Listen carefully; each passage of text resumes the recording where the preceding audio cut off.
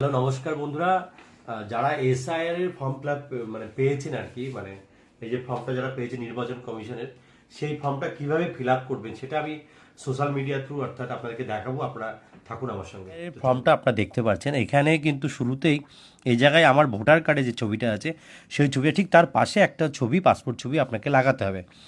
এবং এরপরে প্রথমেই দেখতে পাবেন জন্মের তারিখ, আপনার জন্মের তারিখ বসিয়ে দিলেন, মানে যার নামে ভোটার আছে তার কিন্তু এখানে ফিল আপটা করতে হবে।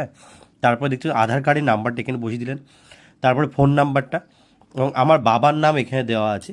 এবং এটা কিন্তু আমার ভোটার, এটা কিন্তু পিতার এপিক নাম্বার বলছে, এখানে কিন্তু আমার বাবা যে ভোটার কার্ডের নাম্বার আছে সেটা দেওয়া হয়েছে। এবং মায়ের নাম দেখতে পাচ্ছেন এখানে, তারপরে এখানে দেখতে পাচ্ছেন যে মায়ের এপিক নাম্বার, আমার স্ত্রীর নাম আছে এখানে, এবং স্ত্রীর ভোটার কার্ডের নাম্বারও দেখতে পাচ্ছেন এখানে, ঠিক আছে। এবং এইখানে কিন্তু অবশ্যই মনে রাখতে হবে যে নির্বাচকের নাম, অর্থাৎ আমার নাম দেওয়া আছে প্রণয় বিশ্বাস, আমার ভোটার কার্ডের নাম্বার প্রশান্ত বিশ্বাস, মানে বাবার নাম, পিতা আছে, এবং জেলা নদীয়া এবং পশ্চিমবঙ্গ, এই পাশটায় আমার বাবার সঙ্গে যে আমার রিলেশান সেটার একটা রয়েছে। আর এই জায়গাটায় একটু ফাঁকা রেখেছি, এখানে কিন্তু বিধানসভা কেন্দ্রের নামটা দিতে হবে, অংশ নাম্বার এবং ক্রমিক সংখ্যা, যেটা ভোটার লিস্টে যে ক্রমিক সংখ্যা আছে সেই ক্রমিক সংখ্যাটা বসাতে হবে। এবং সেক্ষেত্রে কিন্তু বাবার ক্ষেত্রেও কিন্তু একই জায়গাটা দাঁড়াবে। এবং এইখানে কিন্তু একটা সিগনেচার হবে এই জায়গাটায়, ঠিক এই জায়গাটায় একটা নিজের সই করতে হবে। এই একটা সিম্পল ব্যাপার, একদম নির্ভুল একটা, আমি বলতে চাইছি যে